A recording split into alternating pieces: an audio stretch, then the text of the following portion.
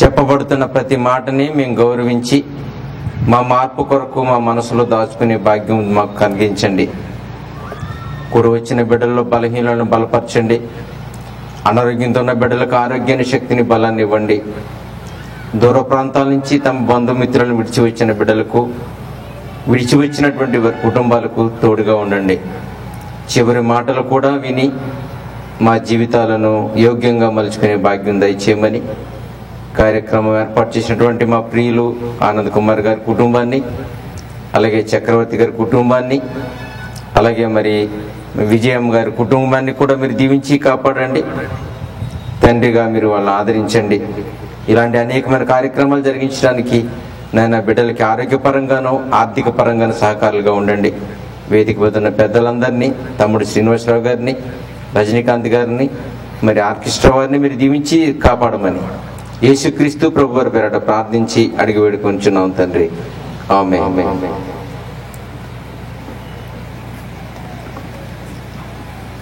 ప్రభునందు ప్రియమైన దేవుని బిడ్డలారా, దేవుని ఉనికి లోకానికి తెలుసా అనే మహాసభల్లో ఊహించని రీతిగా మీరందరూ వాక్యం మీద ప్రేమతో వచ్చారు అని మన ప్రియులు ఆనంద్ కుమార్ గారు మనకు చెప్పారు. నిజమే, బయట జరిగే సభలకి ప్రజలు సేవకులు చూపించే ఆశలతో పరుగు పరుగున వస్తూ ఉంటారు.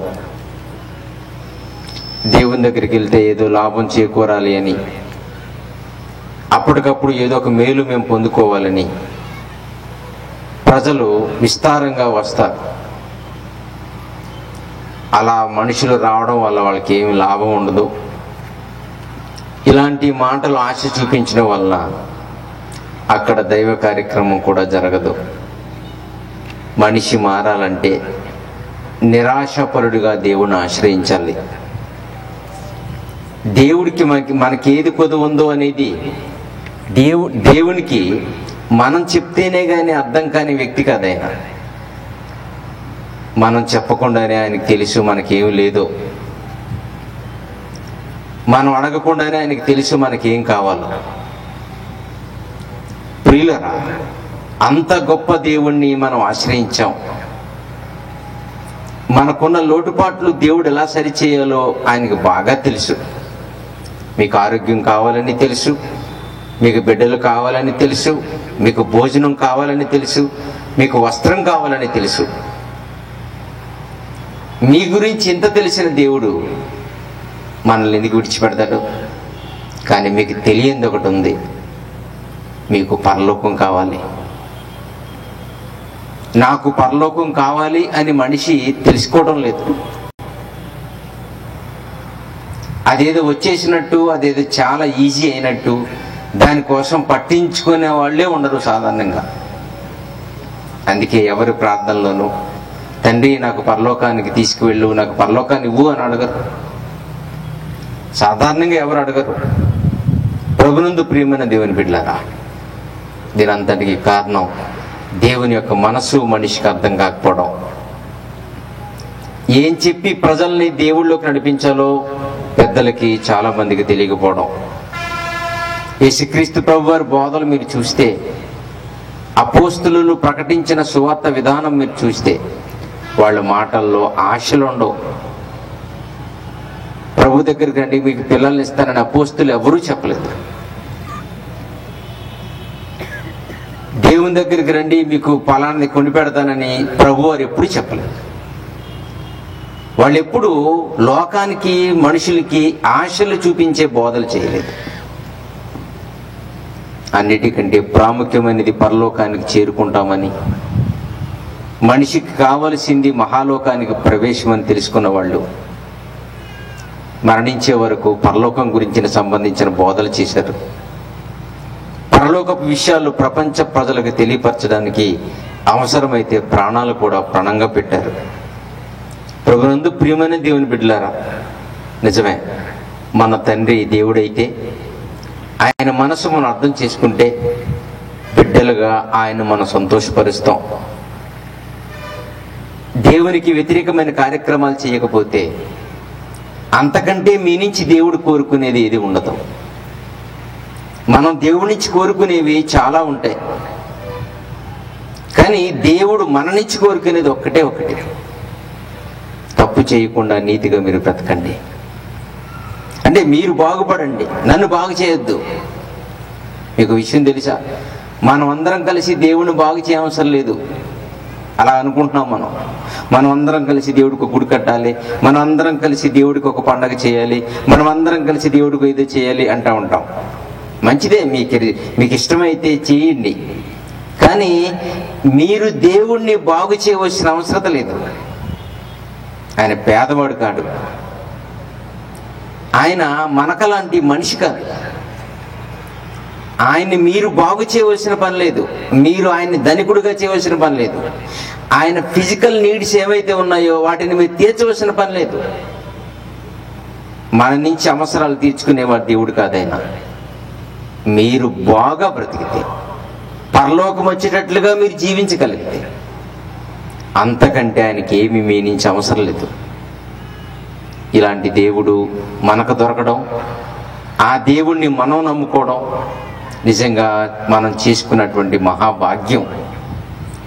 యేసుక్రీస్తు ప్రభువాన్ని దేవుడిగా నమ్ముకున్న మన జీవితంలో మనం ఎంత గొప్ప పని చేశాం అనేది ఒకవేళ మీకు అర్థం కాకపోతే, రేపొద్దుట ఆయన కోసం బ్రతికి మనం పరలోకానికి వెళుతుంటే నేనెంత మంచి పని చేశాను అనే నీ ఆనందానికి అవధులుండవు. దేవుడు చెప్పినా దేవుని కోసం మనం బ్రతకనప్పుడు, దేవుని మాటలకి మనం లోబడలేనప్పుడు, అదృష్టాన్ని కాళ్ళతనుకుంటే మనం అనుభవించే శిక్షణ చూసారా, మన ఆవేదనకి అంతం ఉండదు. రెండూ మన కొరకు వెయిట్ చేస్తున్నప్పుడు, రెండూ మన కొరకు ఎదురు చూస్తున్నప్పుడు మనిషి మారాలి. దేవుని కొరకు బ్రతకడానికి ప్రయత్నించాలి. అన్నీ తెలుసున్న మనం దేవుణ్ణి నిర్లక్ష్య పెడితే, అన్నీ ఇచ్చిన దేవుడు మన కొరకు ఎలా ఊరుకుంటాడు అనుకుంటామో ఒకసారి మీరు ఆలోచించాలి. ఆయనకున్న శక్తి, ఆయన సామర్థ్యం, ఆయన ఉనికి, ఆయన గొప్పతనం, ఎంత తెలివైనవాడో దేవుడు, ఎంత గొప్పవాడో దేవుడు. ఈ లోకంలో మనం చూస్తుంటే శాస్త్రమైనటువంటి పని చేయడానికి ఒక సైంటిస్ట్ ఉంటాడు, ఏదైనా బ్రిడ్జిల్ లాంటివి కట్టడానికి ఒక ఇంజనీర్ ఉంటాడు, ఒక ధనాన్ని సంవత్సరం కొరకు ఖర్చు పెట్టడానికి, లెక్కలు కట్టడానికి ఒక ఆర్థికవేత్త ఉంటాడు, రోగులకి వైద్యం చేయడానికి ఒక డాక్టర్ గారు ఉంటారు. ప్రపంచంలో ఇలాంటి పెద్ద పెద్ద పనులకి ఒక్కొక్క ఎక్స్పర్ట్ ఉంటారు. ఈయన పలానా దాంట్లో ఎక్స్పర్ట్ అండి అంటారు, స్పెషలిస్ట్ అండి అంటారు కదండి. లోకంలోకి ఒక పనికి ఒక స్పెషలిస్ట్ ఉంటారు, కానీ ఈ స్పెషలిస్టులందరినీ చూస్తుంటే వీళ్ళందరూ పనులు ఒక్క దేవుడు చేసేయగల శక్తి ఆయనకుంది. అప్పుడప్పుడు ఈయన ఆలిని వండి అంటామే, ఈయన ఆలిని వండండి అంటారే, ఆయన ఆలిని వన్ను దేవుడు. ఆయనలో సైంటిస్ట్ ఉన్నాడు, ఆయనలో ఇంజనీర్ ఉన్నాడు, ఆయనలో డాక్టర్ ఉన్నాడు, ఆయనలో ఎకనమిస్ట్ ఉన్నాడు, ఆయనలో మినిస్టర్ ఉన్నాడు. ఆయనలో లేనిదేటి, ఆయనకి రానిదేటి, ఆయనకి తెలియనిదేటి. ప్రియులరా, దేవుణ్ణి ఎప్పుడు తక్కువ అంచనా వేయకూడదు. ఈరోజు ఈ ప్రపంచంలో ఒక్కొక్క పనికి ఒక ఎక్స్పర్ట్ ఎలాగైతే ఉంటారో, ఒక్కొక్క స్పెషలిస్ట్ ఎలాగైతే మనం చూస్తామో, ఇలాంటి స్పెషలిస్టులు ఎంతో మందిని కలిపితే దేవుని జ్ఞానానికి ఇంకా కొదువు ఉంది, ఇంకా ఎక్కువ ఉంది. అంటే దేవుడు ఎంత గొప్పవాడు. అలాంటి దేవుడు మనల్ని పరలోక రాజ్యం చేర్చడానికి, అంత గొప్ప దేవుడు, కనీసం ఒక అడుగు కూడా వెనక వేయలేనటువంటి దేవుడు మన రక్షణ కొరకు ఆయన తగ్గించుకుని ఎన్ని హింసలకు గురి చేసినా దేవుణ్ణి మనం ఎన్నిసార్లు బాధ పెట్టినా, ఎన్నిసార్లు దుఃఖ పెట్టాలని ట్రై చేసినా ఆయన ఓర్చుకుని మన కొరకు ఎలా ప్రవర్తిస్తున్నాడో ఒకసారి బైబిల్లో చూద్దాం. యెషయా గ్రంథము 65వ అధ్యాయం 2వ వచనం చూడండి ప్రియులారా. తమ ఆలోచనలను అనుసరించి, యెషయా గారు రాసిన గ్రంథంలో 65వ అధ్యాయము 2వ వచనం. తమ ఆలోచనలను అనుసరించి చెడు మార్గములను నడుచుకొనుచు లోబడనొల్లని ప్రజల వైపు దినమంతయు చేతులు చాపుతున్నాడు అంటండి. ఎవరి కొరకండి? లోబడే వాళ్ళ కొరకు చాపుతున్నాడా? లోబడే నొల్లని వారి కొరకు చాపుతున్నాడా? ఎంత ఎంత విచిత్రమైన మాట అండి ఇది. చెడు మార్గాన్ని అనుసరించి ఇదే అసలైన లైఫ్ అని కంటిన్యూ అయిపోతున్న వాళ్ళండి. అలాంటి వాళ్ళ కొరకు, లోబడనొల్లని ప్రజల కొరకు అండి. లోబడే వాళ్ళ కొరకు చేతులు చాపినా పర్వాలేదు, కానీ లోబడనొల్లని వారి కొరకు దినమంతా దేవుడు చేతులు చాపుతున్నాడండి అండి. అంటే ఈ మాట చదివితే మనకి ఏమనిపించింది? లోబడకపోతే, మన మాట వినకపోతే చెయ్యి చాపుతామా, చెయ్యి ఎత్తుతామా? చెయ్యి ఎత్తుతాం. ఎవరైనా మనం చెప్పింది చేయకపోతే, మన మాట వినకపోతే చెయ్యి చాపరే. ఎవరు చెయ్యి చాపరు. లోబడనొల్ల వాని కొరకు చెయ్యెత్తే వాళ్ళని చూసామే తప్ప చేతులు చాపే వాళ్ళని ఎవరినైనా చూసామా ప్రపంచంలో? చాలా డిఫరెంట్ అండి దేవుడు. చాలా చాలా ప్రపంచ ప్రజలకి చాలా భిన్నమైన వాడండి దేవుడు. అలాగని ఆ చేతులు చాపుతున్నాడని ఆయన ఏమైనా కూటికి లేనివాడా? పేదరైతే పోని ఏమండి, ముసలాయన, నడవలేనుడా, తెలివి లేనుడా, దిక్కుమాలినవాడా అంటే అమ్మో సృష్టికర్త అండి. ఇంతటి విజ్ఞానపు ప్రపంచాన్ని కలిగించినటువంటి వాడు, ఇంతటి మహావిశ్వాన్ని చేసినటువంటి వాడు, తెలివిలోను, జ్ఞానములోను, బుద్ధిలోను, వివేకంలోను ఆయన మించిన వాళ్ళు ఎవరు ఉండరు. ఆయనకి సరిపడా రూపం ఈ సృష్టిలో ఏది లేదు. ఆయన చేసిన వస్తువుల్లో ఏది లేదు. ఆయనకి సరిపడా పోలిక ఏదైనా గనక ఉంది అనుకుంటే అది మనమే. మనల్ని ప్రక్కన పెడితే ఆయనకి సరిపోయే రూపం, పోలిక సృష్టిలో ఉన్న ఏ వస్తువులకి లేదు. అంత గొప్ప దేవుడు లోబడకపోతే లోబడని వాడిని లోబడనట్టే కొట్టి పారేసి కాళ్ళ కింద త్రొక్కేయడానికి బదులు లోబడిన వారి కొరకు ఎందుకండి ఆయన దివారాత్రంలో 24 hours చేతులు చాపడం ఎందుకండి? చెయ్యి ఎత్తాలే తప్ప చేతులు చాపుతారా లోబడకపోతే? మనం చెప్పిన మాట వినకపోతే చెయ్యెత్తి కొడతామే చెప్ప, చెయ్యి చాపమే. మరి ఈ దేవుడు ఎంత డిఫరెంట్ గా ఉన్నాడో మీరు చూడాలి. ఎందుకని? లోబడకపోతే మనం లోబడకపోతే ఆయన ఎందుకండి చేతులు చాపడం? చేతులు లోపలికి పెట్టుకుని పోవచ్చు కదా దేవుడు అంటే. మన వెనకాల ఉన్న ప్రమాదం ఎంత భయంకరమైందో మనకు తెలియకపోవచ్చు. మరణం తర్వాత మనిషికి ఉన్నటువంటి శిక్ష, మరణించిన తరువాత మనిషి కొరకు ఎదురు చూస్తున్న పాతాళం, ఆ భయంకరమైన కఠోరమైనటువంటి శిక్షది.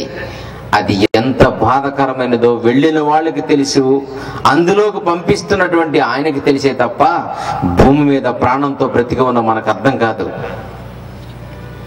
నరకం అనేది, అగ్నిగుండం అనేది, ఏమండి, వేదన పొందే స్థలం అనేది మానవ జీవితంలో ఎవ్వరూ వెళ్ళకూడని భయంకరమైన లోకం అది. అక్కడ విధించబోయే శిక్ష, అక్కడికి వెళ్ళిన వారిపై దేవుడు తీసుకునేటువంటి మరి ఈ శిక్షలు ఎంత కఠినమైనవో ఆయనకి తెలుసు. ఆల్రెడీ అక్కడికి వెళ్ళి అనుభవిస్తున్న వాళ్ళకి తెలుసు. భూమి మీద ఉన్న మనకేం తెలుసు? భూమి మీద ఉన్న మనుషులకి ఏం తెలుసు? అగ్నిగుణం అంటే ఏదో ఒక సీరియల్ లాంటిదని, ఏదో భార్యాభర్తల మధ్యన వచ్చే గొడవలు, లేదంటే మనుషుల మధ్య కొట్టుకునేటువంటి గొడవలు, ఇవే ఇలాంటివే అన్ని చెప్పుకుని, లేదంటే భూమి మీద మనకు వచ్చే రోగాలతో మగ్గిపోతూ మంచాలు పట్టుకుని ఏడుస్తూ చచ్చిపోతే అలాంటి వాళ్ళని చూసి ఒక మాట అంటాం, అబ్బబ్బబ్బ మంచం మీదే ఆవిడ మన నరకం చూసిందండి అంటారు. లేదంటే ఎవరైనా మా భార్యని హింసించి మాట్లాడితే వీడు రోజు నన్ను నరకం చూపిస్తున్నాడండి అంటారు. భూమి మీద మనం అనుభవించే ఏ బాధ కూడా నరక శిక్షకు సాటి కాదు. భూమి మీద మనుషులు అనుభవించే ఏ బాధ, ఏ భయంకరమైన సంగతి కూడా నరకంతో పోల్చడానికి వీల్లేదు. మీకు తెలుసు, ప్రభునందు ప్రియమైన దేవుని బిడ్డలారా, 1912 సంవత్సరంలో ప్రపంచ చరిత్రలో ఒక విషాదకరమైన రోజు అది. 1912 అంటే పోయిన సంవత్సరానికి, గత సంవత్సరానికి కరెక్ట్గా 100 సంవత్సరాల్లో. ఏంటో విషాదమో తెలుసా? టైటానిక్ అనే ఒక షిప్ మునిగిపోయింది మహాసముద్రంలో. టైటానిక్ అనే ఓడ మునిగిపోయింది. వందల మంది ప్రజలు చూస్తూనే ఉన్నారు. ఎక్కడ చూసిన జలములు, నీళ్లు. తప్పించుకుని పారిపోవడానిక సముద్రం మధ్యలో ఉన్నారు. పారిపోవడానికి అవకాశం లేదు. కళ్ళ ముందే తమ కూర్చున్న ఓడ మునిగిపోతుంటే, ఆ ఉప్పు నీళ్లు త్రాగి మనుషులు చచ్చిపోతుంటే, ప్రాణం పోతున్నప్పుడు వాళ్ళు పడిన భయం, వాళ్ళు అనుభవించిన ఆవేదన, వాళ్ళు ఊపిరాడక సతమతమైపోయినటువంటి సన్నివేశం తలుచుకుంటే ప్రాణం పోతున్నప్పుడు చాలా భయం, చాలా భయంకరమైన శిక్ష అనిపించారు వాళ్ళు. అలాంటి విషాదకరమైన సంగతి జరిగి 100 సంవత్సరాలు గడిచిన కాలం కనుక మొన్ననే ఎక్కడైతే టైటానిక్ షిప్ మునిగిపోయిందో అక్కడికి వెళ్ళి వాళ్ళ బంధువులు పువ్వులు తీసుకెళ్లి అదే ప్రదేశంలో హెలికాప్టర్ మీద పూలు చల్లొచ్చారు. విషాదాన్ని జ్ఞాపకం చేసుకున్నారు.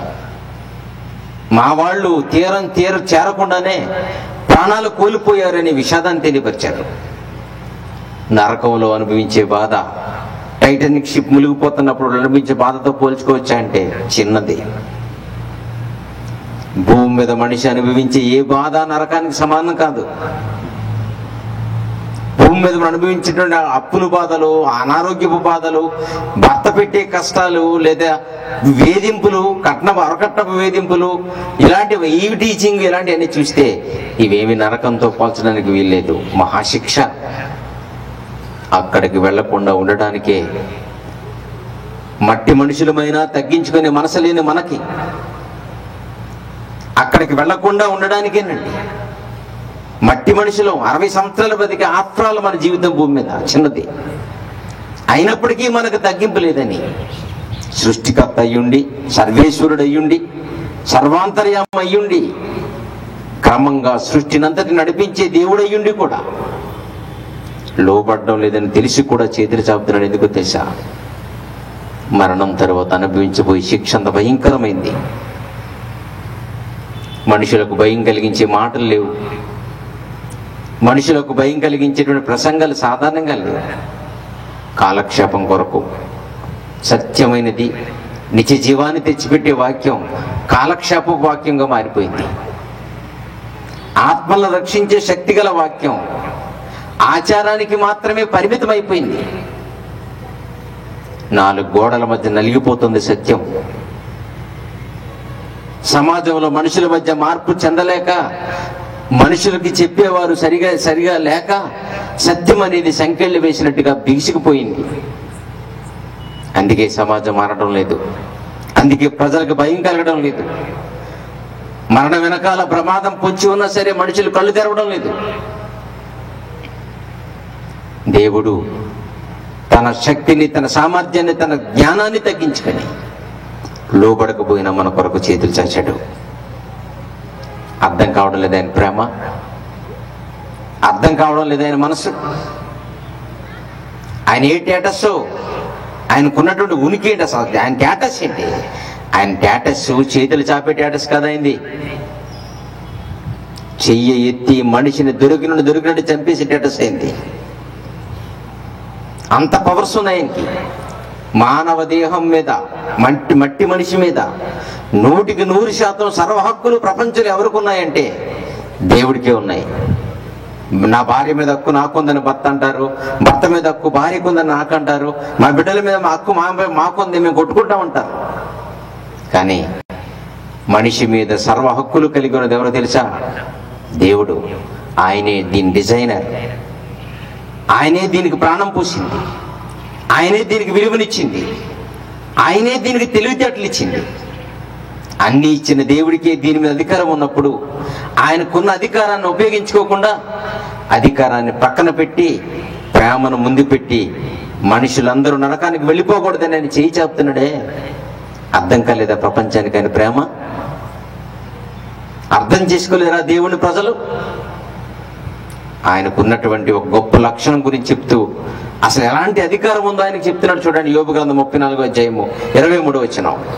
యోబు గారు రాసిన గ్రంథంలో 34వ అధ్యాయము 23, 24 వచనం చూడండి ప్రియులారా. దుష్క్రియలు చేయువారు, యోబు గ్రంథము ఒకడు 34వ అధ్యాయము 23, 24 వచనం. ఒకడు న్యాయ విమర్శలోనికి రాకముందు అంటే అర్థం ఏంటండి? ప్రభువులోకి నమ్ముకోమని చెప్పినా, దేవుడిని అంగీకరించండి, ఆశ్రయించండి, పాపం మానుకోండి అని చెప్పినా, ఎన్ని చెప్పినా మారండి ప్రజలు. అలాంటి వాడి కొరకు దేవుడు అంటున్నాడు, ఒకడు న్యాయ విమర్శలోకి రాకముందు బహుకాలము అతనిని గూర్చి విచారణ చేయుట దేవునికి ఏమీ పని లేదు, అగత్యం లేదు ఆయనకి. అసలు మీ గురించి లాంగ్ టైం వెయిట్ చేసి ఉండవలసిన అవసరం దేవుడికి లేదు. వింటున్నారా? మన మార్పు కొరకు, మన మారు మనసు పొందడం కొరకు, మనం దేవుడిని నమ్ముకోవడం కొరకు, ఆ దేవుడు ఎందుకు చూడడండి బాబు, ఆయనకి మహాప్రేమ. నేను మారే వరకు ఆయన అలాగే చూస్తూ ఉంటాడు, నేను మారినప్పుడు నన్ను చేర్చుకుంటాను అనుకుంటున్నారు. అంత అవసరం ఆయనకి లేదు. అదే ఈ మాటకు అర్థం. నేను ఇంకా 2 సంవత్సరాలకు మారుతాను ప్రభా, డిసెంబర్ 25కి మారుతాను ప్రభా, జనవరి 1కి మారుతాను ప్రభా అంటామే. మీరు మారే వరకు చూడవలసిన అవసరం ఆయనకి లేదంట. ఏమనుకుంటున్నారు? ఆయన మనిషి ఏంటి? ఆయన జడ్జి గారేంటి? కేసుని మాటి మాటికి వాయిదా వేసుకుంటూ వెళ్ళిపోవడానికి ఆయన జడ్జి గారు కాదు.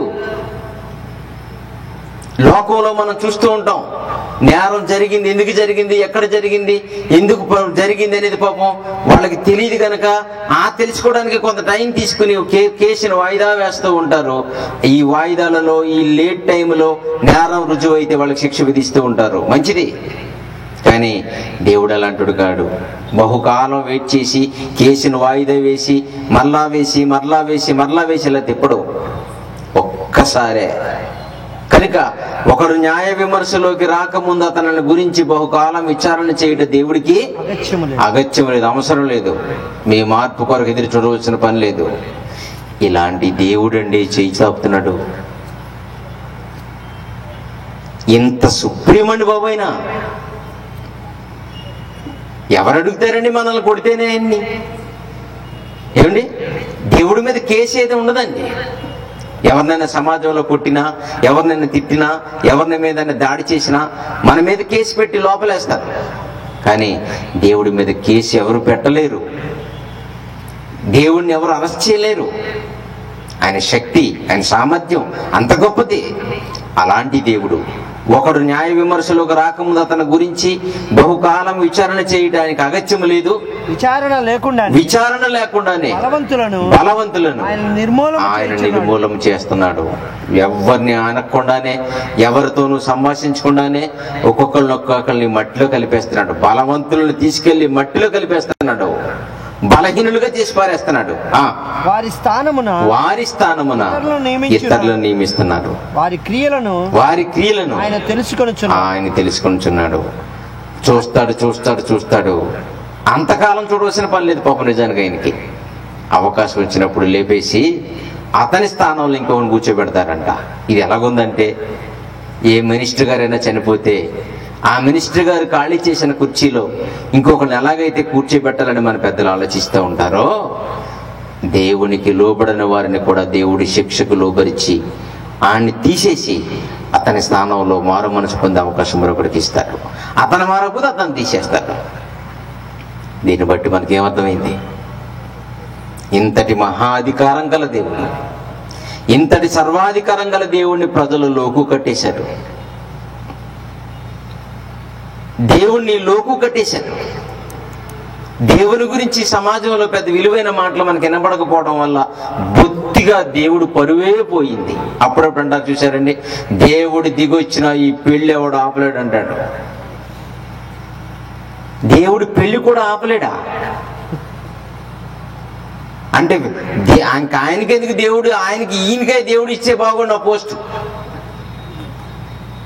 ఇంకా దేవుడు ఎందుకు మరి? చూసారా దేవుడిని ఎలాగ అర్థం చేసుకుంటున్నారు? దేవుడు దిగొచ్చిన ఈ పెళ్లి ఆపలేడు. చూసారండి, భగవంతుడు వచ్చినా సరే నా చేతుల్లోంచి నేను ఎవడు విడిపించడు అంటున్నాడు. ఇది ఇద్దరికంటే బలహీనుడా దేవుడు? ఇలాంటి సినిమా డైలాగులు, ఇలాంటి డ్రామా డైలాగులు, ఇలాంటి సమాజంలో మాటలు దేవుడి గురించి రచయితలు రాసి దేవుని పరువుని, దేవుని విలువని కిందకి దించి పారేశారు. ప్రజలు ఎవరైనా దేవుడు భయపడతారు ఇలాంటి మాటలు వింటే? ప్రజలు ఎవరైనా దేవుడు అంటే వణుకుతారా? దైవ గ్రంథములనేమో దేవుడి గురించి ఇంత రోషంగా ఉన్నాయి, బయట సమాజంలో దేవుడి గురించి ప్రజలు చెప్పే మాటలు చూస్తే చాలా బలహీనంగా ఉన్నాయి. అసలు బొత్తిగా ఆయనకు ఓపిక లేనట్టే, దేవుడికి ఏ శక్తి లేనట్టే, దేవుడు అంటే అబ్బాయి ఏమీ చేయడన్నట్టే ఆయన ఒక సాధు జంతువులా చేసి పారేశారు దేవుణ్ణి. మాటలు చూడండి ఎంత కఠినంగా రాయబడ్డాయి చూడండి ప్రియులారా. ఆయన ఉనికి లోకానికి తెలిసిందా? ఆయన మనసు ప్రపంచం అర్థం చేసుకుందా? మన జీవితం ఇలాగే ఎప్పటికీ సాగుతుందా? మన జోలికి రాకుండా, మనల్ని ఏమీ కాకుండా, మనల్ని ఏమీ అనకుండా దేవుడు ఇలా స్వేచ్ఛా పక్షుల్లాగే బ్రతికినిస్తాడా? చాలా పొరపాటు పడుతుంది ప్రపంచం. ఆలోచించాలి.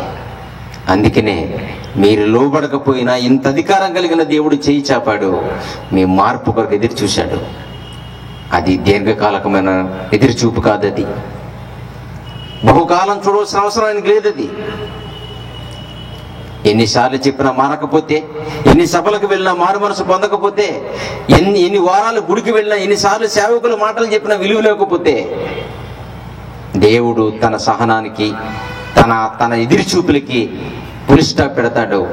తన అధికారానికి అధికారం ఇచ్చి మనిషిని భూమండలం మించి తీసేస్తాడు. రాత్రి యందు ఆయన నాశనము కలిగి చేయగా నలుగగొట్టబడుదురు, వారు నలుగగొట్టబడుదురు. చూసి చూసి చూసి ఓపిక సహించిపోతే ఎవరు ఊరుకుంటారు? దేవుడు కూడా అంతే. ప్రియులరా, ఆయన మనసుని ఒక్క ప్రక్కనే మన ప్రపంచం ఆలోచించింది. దేవుడు అంటే లోకానికి నీతిమంతుడని, అవసరాలు తీర్చేవాడని, కోరికలు కోరుకుంటే ఆయన కోరికలన్నీ ఇస్తాడని, ఓ కిరాణా షాపులో అడిగిన సరుకల్లా ఇచ్చినట్టు, ఏమండి, ఒక షావుకారు గారు అడిగిన సరుకల్లా చేతిలో పెట్టినట్టు, దేవుడు కూడా మనం మొక్కుకున్న మొక్కుబళ్ళన్నీ దేవుడికి ఇచ్చేస్తాడు, దేవుడు మనకి ఇచ్చేస్తాడు అనుకుంటూ ఒక్క ప్రక్కన ఆలోచించిన ఈ లోకానికి దేవుడు సర్వాధికారం కలవాడు అని, ఆయన మార్పు కోసం ఎదురు చూసేవాడు అని, అవసరమైతే ఆయన అధికారాన్ని కూడా తగ్గించుకుని మీ మార్పు కొరకు చేతులు చాపుతాడని, ఏ చేతులైతే మన కొరకు చాపాడో ఆ చేతులే మనల్ని నలిపేయడానికి కబందాస్తాలుగా మారుస్తాడని ఈ రాత్రి మీరు బాగా తెలుసుకోవాలి. ఆయన ఎలాంటి వాడో తెలుసండి. ఎలాంటి వాడు తెలిసి తెలియక మన వాళ్ళు అంటూ ఉంటారు, దేవుని ప్రత్యక్షత మన మధ్యన ఉంది, దేవుడు మన మధ్యకు వచ్చాడు, సంచరిస్తున్నాడు, దేవుడు మన మధ్యన ఉన్నాడు, దేవుడు మనతో ఉన్నాడు అంటారు కదండి.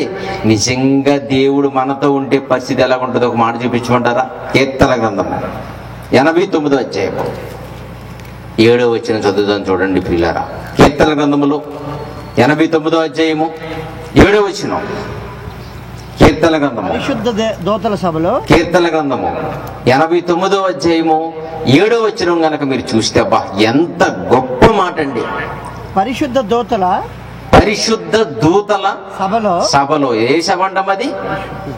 ఏమ్మా ఏ సభమ్మా? పరిశుద్ధమైన దూతల సభ. అంటే దూతల్లో కూడా క్యారెక్టర్. మనకలాగా ఎవరు పడితే వాళ్ళు సభలకు వచ్చేసే రకం కాదు. చాలా సభలు అంటే బయట రాజకీయ సభలు, ఆ సభలు, ఈ సభలు జరుగుతూ ఉంటాయి. ఏమండి, ఏదో ఇస్తారని వచ్చి కూర్చుంటారు. నిజంగా పార్టీ మీద మమకారం కాదు. కానీ దేవుని సభలను మీరు చూస్తే, పరలోకములో దేవుని సభలోనంట ఆ సభలకు వచ్చినటువంటి దూతలు ఎలాంటి వాళ్ళంటమ్మా?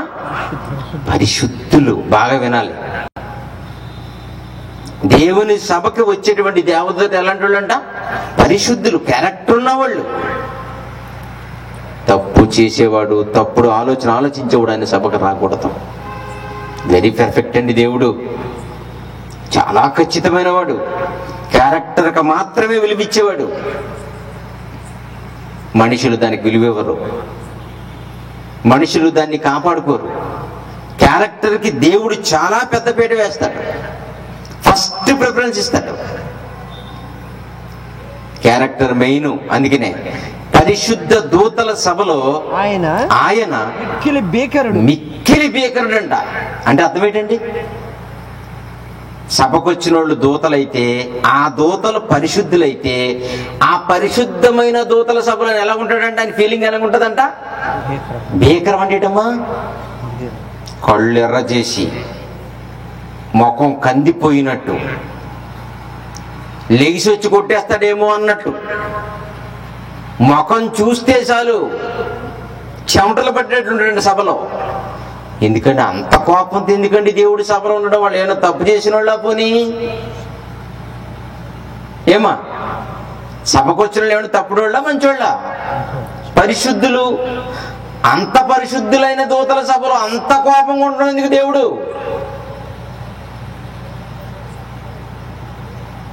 వాళ్ళైనా పాపులా ఏంటి? పరిశుద్ధులు కదా. అంత పరిశుద్ధంగా ఉన్న దూతల మధ్య కూడా ఆయన అంత రోషంగా ఉండటం ఏంటి అసలు? మామూలు భీకరత్వం కాదండి, మిక్కిలి భీకరుడు అంటే అర్థం ఏంటి ఏమండి? సభంత సైలెన్స్. ఆయన సభకు వచ్చి కూర్చుంటే సభ ఎలా ఉంటుందండి? చాలా డిసిప్లిన్గా ఉంటుంది. ఎందుకంటే ఆయన అంత కోపంగా ఉంటే ఇంకెవడు మాట్లాడతాడండి బాబు? స్కూల్లోనండి మాస్టర్ వచ్చి కోపంగా కూర్చున్నాడు అనుకోండి, మాస్టర్ ముఖం పిల్లలు కోపంగా చూశారనుకోండి, ఈ మాస్టర్ తెలిసిపోద్దని పిల్లలకి. ఏ మాస్టర్ నవ్విస్తాడో, ఏ మాస్టర్ వేళాకోళం ఆడతాడో, ఏ మాస్టర్ స్ట్రిక్ట్ గా ఉంటాడో తెలిసిపోద్ది వాళ్ళకి. తెలిసిపోయి ఒక్కొక్క మాస్టర్ దగ్గర ఏమో, ఒక టీచర్ దగ్గర ఏమో వేళాకోళంగా చిన్నగా దగ్గరికి వచ్చి జోకులు వేసుకొని మాస్టర్ అలాగండి ఇలాగండి కథలు చెప్పి వెళ్ళిపోతూ ఉంటారు. ఒక్కొక్క మాస్టర్ ఉంటారు చండసాసండుగా ఉంటాడు పిల్లల దగ్గర, చాలా స్ట్రిక్ట్ గా ఉంటాడు. పిల్లలు కూడా ఆయన దగ్గర ఎలాగుంటారో ఆయన అంత దూరంలో చూసి గబాలు కూర్చుని బాసిపెట్టేసేసుకొని చేతులు కట్టేసుకొని ముక్కు మీద వేసి కూర్చుంటారు. వాళ్ళ దగ్గర ఏమైనా జోకులు వేసాడా, వాళ్ళ దగ్గర ఏమైనా నవ్వించే మాటలు చెప్పాడా, యాలకోలం చేసి లోకు కట్టేస్తారు. అందుకే చాలా స్ట్రిక్ట్గా ఉంటాడు టీచరు. పరిశుద్ధ, అసలు దూతలే పరిశుద్ధం అంట. అసలు ఫుల్ క్యారెక్టర్ ఉన్న దూతలు దేవదూతలు. అసలుకే పరిశుద్ధ దూతలైతే అంత పరిశుద్ధంగా ఉన్న వాళ్ళ దగ్గర అంత కోపం ఎందుకయ్యా బాబు? అదే దేవుడు పరిశుద్ధమైన దేవదూతల దగ్గరే అంత భీకరత్వాన్ని చూపిస్తే, ఒక్కరోజు కూడా ఒక్కరికి కూడా పరిశుద్ధత లేని మన సభల్లో దేవుడు సంచరిస్తే ఎలాగుంటది అసలు? ఏమా వస్తాడా అసలు? ఆలోచించాలి. ఆలోచించారా? పరిశుద్ధ దూతల సభలో ఆయన మిక్కిలి భీకరుడు, తన చుట్టూనున్న వారందరికంటే భయంకరుడు. అది ఆయన ఉనికి. అది ఆయన కనపడటం లేదు కనుక దేవుడు అనగానే ఫోటోలో బొమ్మ అనుకుంటున్నాం. దేవుడు అనగానే రోడ్డు పక్కన పెట్టినటువంటి ఒక చిన్న బొమ్మగా మనం ఊహించుకుంటున్నాం. దేవుడు అంటే ఎవరు? ఆయన స్వభావం ఏంటి? నీతిని న్యాయాన్ని కాపాడడంలో ఆయన వ్యక్తిత్వం ఏంటి? ఆయన ఫీలింగ్ ఏంటి? పరిశుద్ధమైన దూతల సభలో భీకరత్వాన్ని ప్రదర్శించే దేవుడు ఇన్ని తప్పులు చేసినా మన జోలికి రావడం లేదనుకుంటున్నారా? ఆయన వచ్చే టైం వస్తే మనం ఉండలేము. ఎప్పుడు ఇలాగే ఉంటాం అనుకోకండి. భూమి మీద బ్రతికిన కొంతకాలం తర్వాత మరణించిన ప్రతి వాళ్ళు యేసుక్రీస్తు న్యాయపు సింహాసనం ముందు ప్రత్యక్షం కావాలి. అప్పుడు తప్పించుకోలేము. ఆయన కోపాన్ని తట్టుకోలేము. ఆయన ఆవేశం మన మీద ప్రదర్శిస్తే మనిషి అన్నవాడు ఎవడు బ్రతికి పట్టుకట్టలేడు. అందుకనే ఆయన చేతులు చాపి ఉండగానే ఆయన చేతుల్లోకి మనం వెళ్ళిపోవాలి. ఆయన ప్రేమ మన మీద నిలిచిండుగానే ఆయన ప్రేమకు మన పాత్రలం అయిపోవాలి. విసిగించకూడదు. ఆయన మనిషి కాదు. ఇంకా సహించుకుంటానికి దేవుడు ఎంత సహనం ఓర్పు పట్టుకుంటారో మీరు చూడండి ఒకసారి. దయచేసి ఆయన కోపాన్ని రేపకండి. ఆయన కోపాన్ని రేపిన మన పూర్వీకులు ఎలాంటి శిక్ష అనిపించారో మీరు బాగా చదువుకున్నారు బైబిల్లో. ఆయన కోపాన్ని రేపకుండా ఉండాలంటే మనం ఎప్పుడూ దేవుని కొరకు నీతిగా బ్రతకడం ప్రారంభించాలి. తండ్రి నీకేది ఇష్టం, నన్ను ఎక్కడికి ఏం చేయమంటావు, నేను నీ కోసం బ్రతకడంలో నాకు ఏ లోటు ఉందో నాకు చూపించు తండ్రి, నాకున్నటువంటి లోటుపాట్లన్నీ సరి చేసుకుంటానని దేవుడి దగ్గర ప్రాధేయపడుతూ 24 hours దేవుడితో పరిచయం పెంచుకోవాలి. దేవుడితో సహవాసం చేసుకోవాలి, బైబిల్ చదువుకోవాలి, పెద్దలు చెప్పిన మాటల్ని గౌరవించాలి, సేవకులు చెప్పిన మాటల్లో ఉన్నటువంటి సత్యాల్ని స్వీకరించాలి. ఇలాగ జరగవలసిన మన బ్రతుకు ఏదో రూటుకి వెళ్ళిపోయింది. ఈరోజు మరణించే వరకు ఈ దారిలో నడవలసిన మానవ జీవితం దారి మళ్ళీపోయింది. అవసరానికి మాత్రం అప్పుడప్పుడు దేవుడిని వాడుకుంటున్నాం, అవసరానికి మాత్రం అప్పుడప్పుడు దేవుడి దగ్గరికి వస్తున్నామే తప్ప దేవుడు గీచిన గీత మీద నడవడానికి ఇష్టపడడం లేదు మనిషి. ఆలోచించారా? ఒకవేళ నిజంగా ఆయన భీకరత్వాన్ని ప్రదర్శించి చూస్తే ఎవడుండగలడు? ఒక ఆయనకు భయం వేసింది. 130వ కీర్తనలో 3-4 వచనాలు చూడండి ప్రియులారా. కీర్తనల గ్రంథము 130వ అధ్యాయము 3-4 వచనాలు చదవండి ప్రియులారా. యెహోవా నీవు దోషములను కనిపెట్టి గనక చూస్తే, ఏమా మనం చేసిన తప్పులు ఎన్ని ఉంటాయమ్మా? మనకి లెక్క ఉండదు.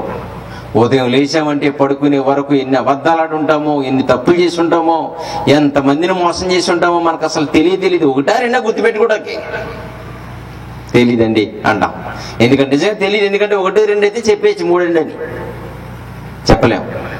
అలాగనుకుంటే ఆ దోషాలన్నిటినీ దేవుడు కనిపెట్టి చూస్తేనంట, ప్రభువా ఎవడు నిలుస్తాడు ప్రపంచంలో? తప్పు చేసిన వాడిని ప్రతి వాడిని చంపుకుంటూ పోతే,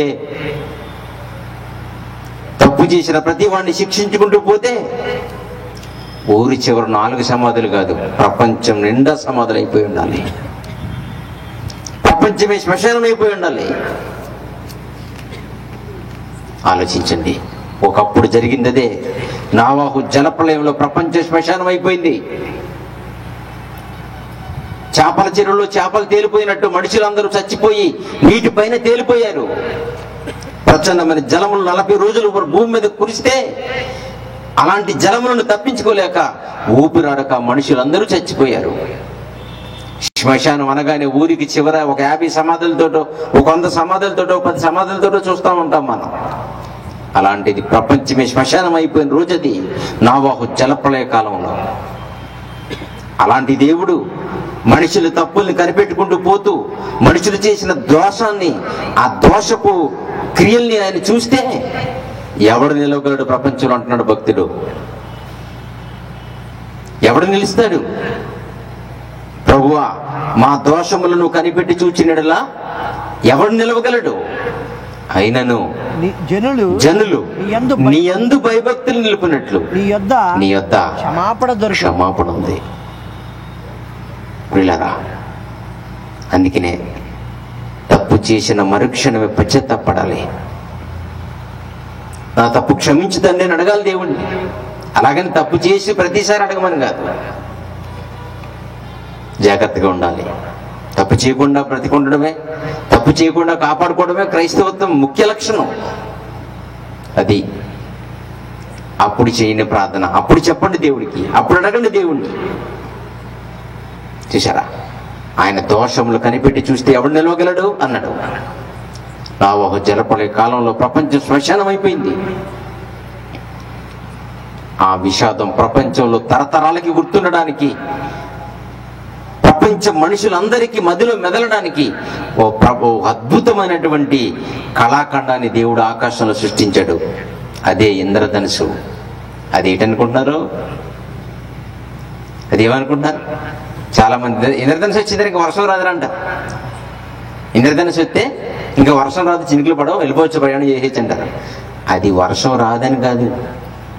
ఆ సింబల్ ఏంటో తెలుసండి? ఏమండి? చార్మినార్ ఏంటో తెలుసండి? చూస్తాకి వెళ్తుంటారు చాలా మంది. హైదరాబాద్ 1591లో కట్టారు. 1591 కట్టబడింది చార్మినార్. అదేంటి అనుకుంటున్నారు? ఒక విషాదకరమైన సంగతికి గుర్తు. ప్లేగు అనే వ్యాధి వచ్చి పరిసర ప్రాంత ప్రజలు వేలకు వేలు చచ్చిపోతే అలాంటి ప్రజల జ్ఞాపకార్థమే కట్టిన చిహ్నమే చార్మినార్. ప్రభునందు ప్రియమైన దేవుని బిడ్డలారా, అలాగనే అంతరిక్షంలో కనిపిస్తున్నటువంటి ఇంద్రధనుసు వెనకాల ఉన్న విషాదం ఏంటో తెలుసా? ఆదికాండం 9వ అధ్యాయం 13-14 వచనాలు చూడండి ప్రియులారా. ఆదికాండము 9వ అధ్యాయం 13-14 వచనాలు. మేఘములో నా ధనుసును ఉంచుదును అంటున్నాడు. అప్పుడు వరకు లేదది. ఇప్పుడు జరిగిన విషాదం, నోవాహు జలప్రళయంలో ప్రాణాలు పోగొట్టుకున్న లక్షల మంది దేవునికి ఎదురు తిరిగితే, దేవుని మనసును అర్థం చేసుకోకపోతే, దేవుని పౌరుషం, దేవుని రోషం ప్రజల మీదకి రేపుకుంటే ప్రపంచం శ్మశానం అయిపోతుందని తరతరాలకి తెలియడానికి ఆకాశంలో గీచిన గీతలే ఇంద్రధనుసు. అది దాని ఆరిజిన్, అది దాని పుట్టుకు కారణం. అది ప్రపంచ ప్రజలందరి గుండెల్లో దేవుని కోపం గుర్తుండిపోవడానికి ఆకాశంలో దేవుడు చూపించే చిహ్నం అది. అదే చెప్తున్నాడు ఆదికాండం 9:13 మేఘములో నా ధనుసు ఉంచుదును, అది నాకును భూమికిని మధ్య నిబంధన గుర్తుగా ఉంటది. దాన్ని చూసినప్పుడల్లా మనుషులకు భయం కలగాలి, పూర్వీకులకు గుర్తుకు రావాలి, జలప్రళయం గుర్తుకు రావాలి. తండ్రి, మా పితరులు ఇలా చచ్చిపోయారా, అలాంటి సాక్ష్యం నా కొరకు ఉంచావా, నేను నీ కొరకు బ్రతుకుతానని పశ్చాత్తాపం రావాలి. చదవండి సార్. భూమిపైకి నేను మేఘమును రప్పించినప్పుడు ఆ ధనుస్సు మేఘములో కనపడుతుంది. చూసిన ప్రతి వాళ్ళు అర్థం చేసుకోవాలి. ఎవరికి సాధ్యమండి? ఇంద్రధనుసు 7 రంగులు ఉంటాయి, అప్పుడప్పుడు చెప్తా ఉంటామండి. ఎన్నుంటాయమ్మా? 7 వర్ణాలు కలిగిన ఇంద్రధనుసు. ఎన్ని పాటలు రాశారు దాని మీద, అసలు సంగతి తెలియదు. ఇంద్రధనుసు అంటే ఏంటో, అది ఎందుకు వచ్చిందో, దాని వెనకాల విషాదం ఏంటో ప్రజలకు తెలియదు.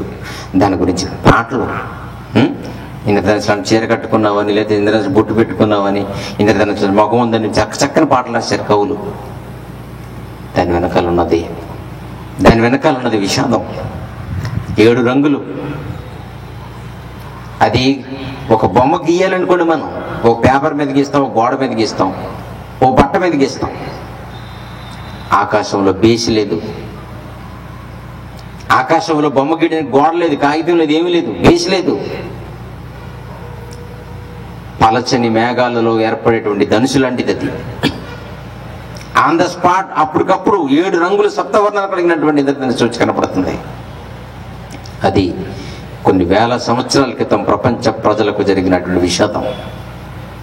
దేవుని కోపానికి బలైపోయిన మన పూర్వీకులు. పిల్లరా, అలాంటి సంగతులు చదువుకుని, ఇలాంటి గుర్తులు చూసుకుని కూడా భయపడకపోతే, దేవుని మనసు ఏంటో అర్థం చేసుకోకపోతే, దేవుని కోసం బ్రతకకపోతే, అజ్ఞాన కాలంలో బ్రతుకుతున్న వాళ్లే విడిచిపెట్టిన దేవుడు మనల్ని విడిచిపెడతాను ఎలాగనుకుంటున్నారు? అపోస్తల కార్యములు 17వ అధ్యాయం 30-31 చదువుకుని ముగించుకుందాం. అపోస్తల కార్యములు 17వ అధ్యాయం 30-31 వచ్చిన అజ్ఞాన కాలంలో దేవుడు చూచి చూడనట్టుగా ప్రజల్ని విడిచిపెట్టేశాడు. ఇప్పుడైతే అంతటను అందరూ మారు మనసు పొందాలని మనుషులకు ఆజ్ఞాపించుచున్నాడు. రూల్ అయిపోయింది. ఇంకా కుదరదు మారు మనసు పొందకపోతే. ఇంతకు ముందు లేదు, ఇప్పుడు ఏమైంది? అది ఆజ్ఞ అయిపోయింది. అందరూ అంతటా మారు మనసు పొందాలి. కుదరదు, ఇక ఊరుకోడు, ఇక పర్వాలేదులండి అనేది లేదు, ఇక రాయితీలు లేవు. చూసారా? అందరూ అంతటను మారు మనసు పొందాలని రూల్ చేసి పారేశాడు దేవుడు, ఆజ్ఞ చేసేసాడు. ఎందుకంట 31 ఎందుకంటే తాను నియమించిన మనిషిని చేత నీతి అనుసరించి భూలోకమునకు తీర్పు తీర్చెడు ఒక దినమును నిర్ణయించాడు. డేట్ ఇచ్చేసాడు. ఎలక్షన్కి డేట్ ఇచ్చినట్టు, స్కూల్కి రీఓపెనింగ్ డేట్ ఇచ్చినట్టు, దేవుడు మనుషులకు తీర్పు తెచ్చడానికి కూడా ఒక రోజు ఇచ్చేశాడు, ఒక దినం ఫిక్స్ చేశాడు. ఆయన చేతుల్లో పడిన ఎవరూ తప్పించుకోలేరు. ప్రియులారా, డేట్ వచ్చేసింది. ఎగ్జామ్ డేట్ వచ్చినట్టు, రిజల్ట్ డేట్ వచ్చినట్టు, ఎలక్షన్ డేట్ వచ్చినట్టు, మనుషులకు తీర్పు తీర్చి శిక్షకు పంపించే డేట్ వచ్చిందని తెలుసా మీకు? ఆయన ఓకే అయిపోయాడు, ఆయన డిసైడ్ అయిపోయాడు. మారు మనసు పొందకపోతే ఊరుకోడు, దేవుని కోసం బ్రతకపోతే ఊరుకోడు. ఇలాంటి గొప్ప గొప్ప విలువలు కలిగిన దేవుడు చెప్పిన మాటలు వినకపోతే ప్రపంచంలో మన జీవితాన్ని మార్చేవాడు ఎవరుంటారు చెప్పండి? బైబిల్లో చెప్పబడిన ప్రతి మాట వజ్రం కంటే గొప్పది. అందులో మాటకు మన జీవితం మారాలి, మన బ్రతుకు మార్చుకోవాలి. దేవుని పాదాలను విడిచిపెట్టకూడదు, మరణించే వరకు వదలకూడదు ఆయన్ని. ప్రియులరా, మనతో ఆయనకి ఏ అవసరం లేదు, కానీ మరణించే వరకు మన అవసరం, ఆయనతో మనకు అవసరం ఉంది. ఎందుకంటే ఆయనే మనకి స్వర్గానికి చేర్చే దేవుడు, నాథుడు. మనకు నిత్య జీవం అంతా ఆయన చేతుల్లోనే ఉన్నప్పుడు మనం ఆయన కోసం బ్రతకడానికి బదులు మీరు ఎవరి కోసం బ్రతుకుతున్నారో ఆలోచించుకోండి. 3 రోజులు సహోదరులు తమ సొంత ఖర్చుని మీ కొరకు పెట్టి మన ఆత్మల రక్షణ కొరకు ఇంత మంచి మాటలు వినిపించారు. మరి ఈ మాటలకు మీరు ఏం గౌరవిస్తారో ఇక్కడి నుంచే వెళ్లే ముందు ఒకసారి ఆలోచించుకోండి. లేచి నిలబడితే ప్రార్థన చేసుకుందాం. ప్రియులారా, ఆలోచించండి. దేవుని ఉనికి, దేవుని మనసు, దేవుని యొక్క ప్రవర్తన ఈ 3 రోజులు మహాసభలో మంచిగా మనం నేర్చుకున్నాం. ఆయన ఆజ్ఞ చేసేసాడు. మారు మనసు పొందాలని ఆయన రూల్ అయిపోయింది. ఇంకా దాన్ని ఆయన క్యాన్సిల్ చేయడు, తప్పించుకోలేడు. కనుక నిర్ణయం మనకి విడిచిపెట్టాడు. మమ్ములను మిక్కిలిగా ప్రేమించిన మా తండ్రి, 3 రోజు మహాసభల్లో మీ బిడ్డలకు అద్భుతమైన మాటలు చెప్పే అదృష్టాన్ని మాకు కలిగించినందుకు మీకు వందనాలు. మీటింగ్స్ ఏర్పాటు చేసిన ప్రతి కుటుంబాన్ని, మీటింగ్ కొరకు కష్టపడిన ప్రతి తమ్ముడి చేతిని మీరు దీవించి కాపాడండి. బిడ్డలు ఎంతో ఆసక్తితో ఇంతవరకు మీ మాటలు విన్నారు తండ్రి. ఎక్కడికి పరలోకం రావడం